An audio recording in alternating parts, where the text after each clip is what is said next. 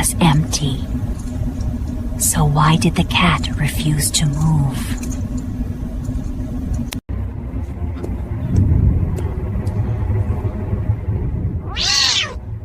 He thought the cat was scared, until he realized it was begging him to follow.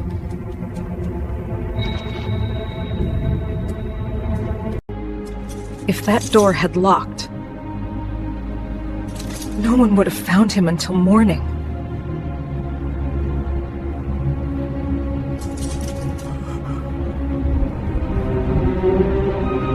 That cat wasn't being difficult. It was refusing to let someone die.